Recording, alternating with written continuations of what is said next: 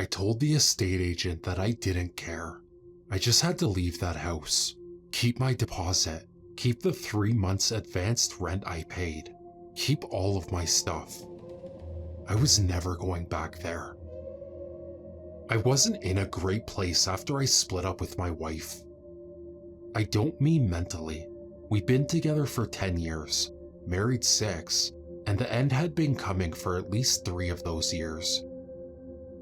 We sold the house, split the equity, and that left me with just enough cash to secure a deposit on a new rental place.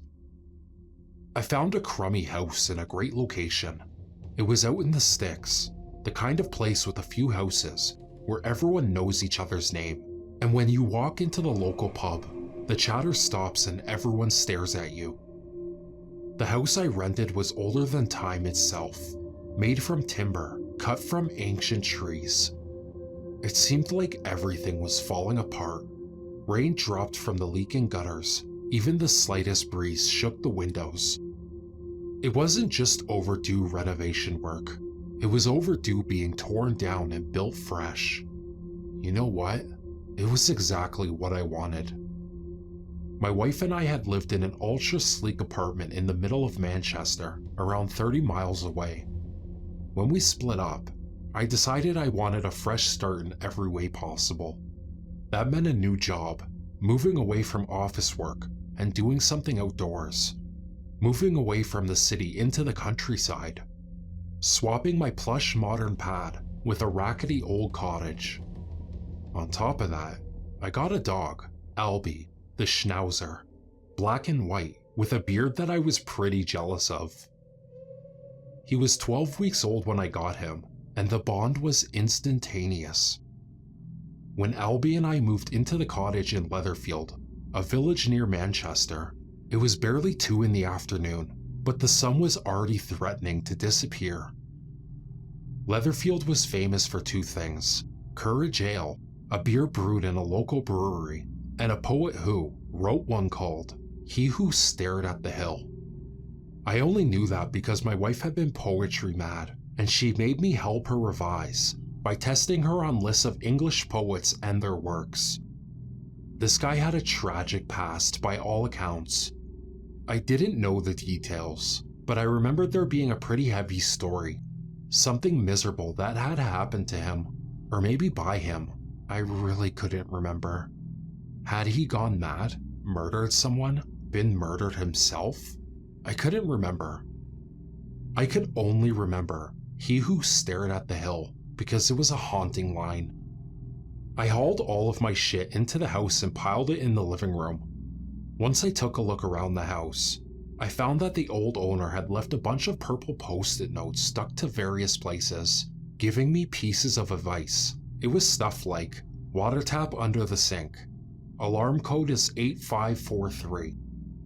His handwriting was childlike and full of spelling mistakes, to the point where I thought he could have been dyslexic. I was grateful to him, mostly because in the run-up to me renting the place, I thought he was going to be an ass. The thing was that he had only bought the house the year before, and he was already moving out. He and his wife had suddenly decided to leave, and they were moving halfway across the country. He hadn't even found a new house or job yet. He just upped and gone. Most of our communication was done by email. When I came to look around the place, an estate agent with a key had to let me in. It was like the old owner wouldn't step a foot near the place. Today though, it was moving day, so I didn't really care. He was gone, and it was my house now. Well, for as long as I paid the rent. Anyway, he must have come up to take away the last of his things, and that's when he left me the notes. I went from room to room following the trail of purple post-it notes. When I came to the spare room, I found a waste paper bin, and inside it was hundreds of tiny little pieces of purple. I picked up a few, and saw the faint blue marks of his pen. It looked like he had written a note, then thought better of it to tear it up into 100 little pieces. It was strange, but I had too much to do to get wound up over a little note. I quickly found that night descended early in Leatherfield. and it wasn't long before the cottage was swamped in darkness. This was when I realized how truly remote I was. My closest neighbor was 10 minutes, walk up a winding country road. At the back of my house, there was a wide plain of grass that was completely untamed. In the distance, it rose into a hill crest that seemed formed a dark shape against the night sky. A little wooden fence separated my garden from the wild fields. If someone wanted to murder me out here, there'd be no witnesses. Call me morbid, but that's how my mind works. Soon Alby and I walked to the glass door at the back of the house and paced nervously back and forth. I read a few puppy books before getting him, so I was pleased to see the signs that he wanted to go outside to pee. That meant he was getting the hang of house training, and I wasn't going to have any yellow wet patches to clean up inside. I told him what a good boy he was, and opened the door to let him out. Alby sprinted down the stone steps into a small garden, and then stopped abruptly. I stood at the back door to make sure he didn't run off or anything, but there was no need. Rather than run, Alby seemed like he was paralyzed. Something suddenly came over me then, a chilly feeling, like cold fingers were stroking my arms.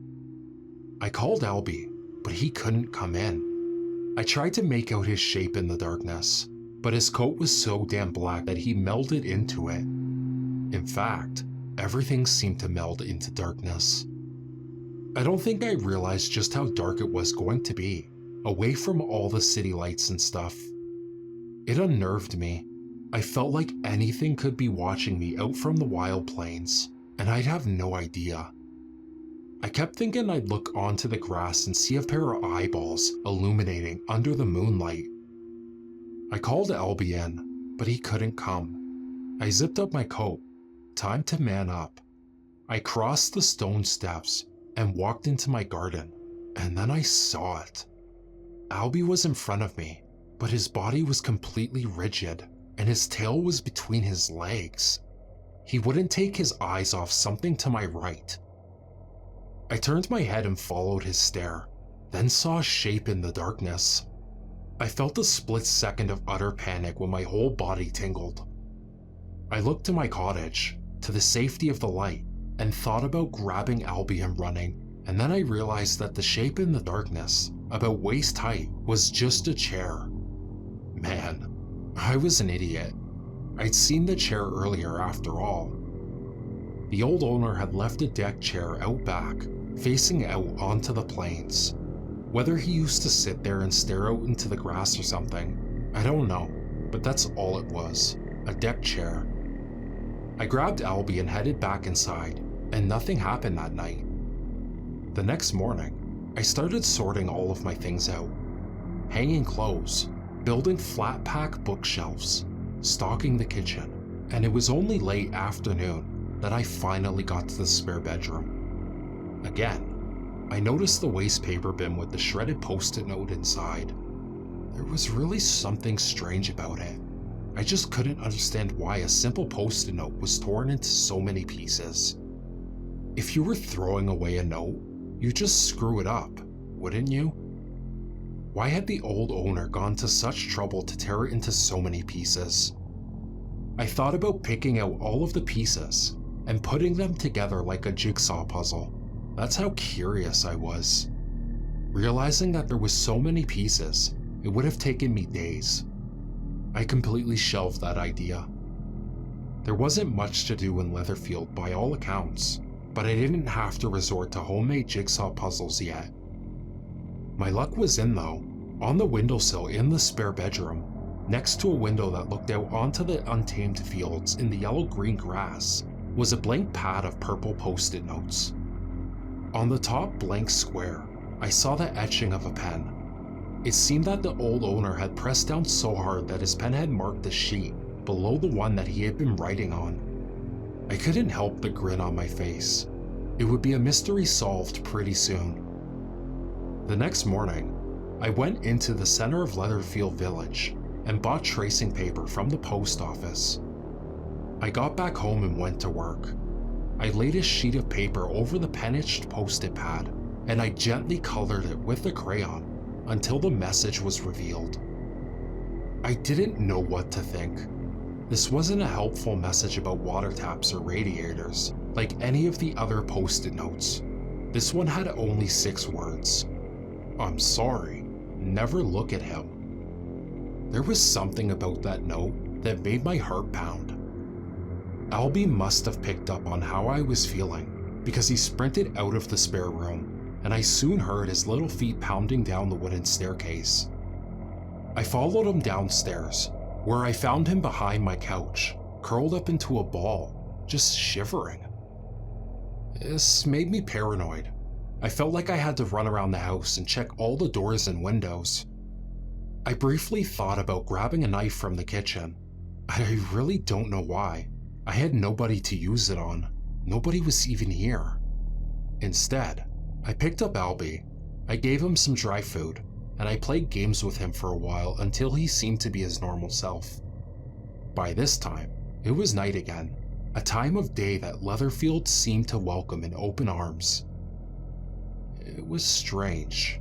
In this remote little area of the world, it was like the wind slept all day and then waited until nightfall before it teased out of its hiding place, then moaned as it passed through the old timber of the house.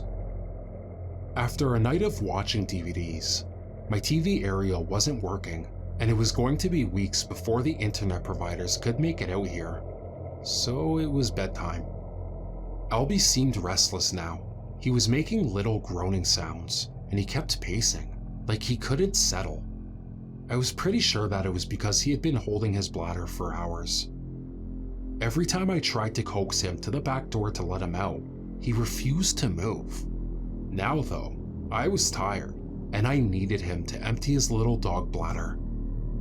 I picked him up, opened the back door, and went outside. When I did, I was struck by the utter silence that greeted me. There was no wind tonight, no swaying of grass stalks, nothing, just darkness. A complete smothering of black that made it impossible to see where my garden ended and the plains of grass began. It was kinda like being lost at sea. In a way, as if it was an ocean of black and I was trapped in it. I felt like if I was ever stupid enough to walk onto the plains, I'd never find my way back. The cottage would just magically get further and further away, and I'd become more and more lost the harder I tried to find it. I encouraged Alby to go into the garden. He took a few steps, then a few more, until finally he was near the grass.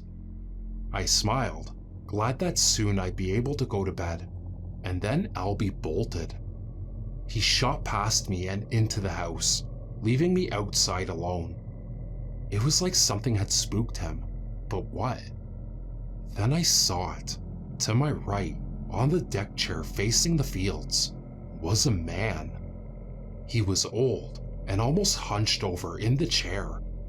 He stared out onto the fields of grass with the utmost, unbreaking concentration, as though he hadn't even noticed that I was there. Something deep down inside of me told me that I needed to keep it that way, that he should never notice me. I couldn't let him. But then another feeling bubbled up, one that said this man was on my property, and that he was old, and that I should just tell him to get the hell out of here. I risked another look at him. The half moon had sneaked from beyond the clouds now, giving the faintest outline of light.